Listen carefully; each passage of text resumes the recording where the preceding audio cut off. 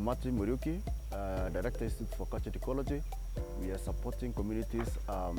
in Meru, especially on the wildlife corridor. That is along Mount Kenya Forest, the upper and lower Menti, where we are engaging the communities and even the stakeholders who are around this area, especially the Kenya Forest Service, Kenya Wildlife Service, whom we are partnering very closely in supporting the communities in capacity building and also trying to help them to understand the issues around the conflict of human-wildlife conflict around this region, because there are many elephants that come to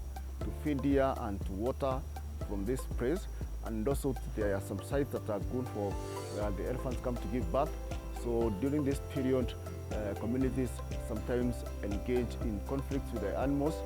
and therefore we are trying to see how best they can be able to solve some of those crises and problems. Also, they have water crisis, and therefore as an organization we'll be supporting them to see how they engage with each other in resource use and resource utilization, especially water, forestry, and many other things that are happening inside the forest and outside the forest.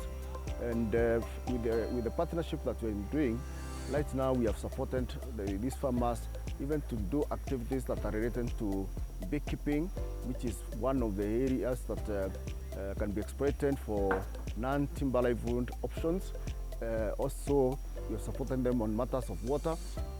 These kind of activities can also generate income for them, and we are trying to encourage them so that they don't over-rely on forests, and they should improve also on their livelihood outside the forest in terms of supporting their farming activities through agroecology.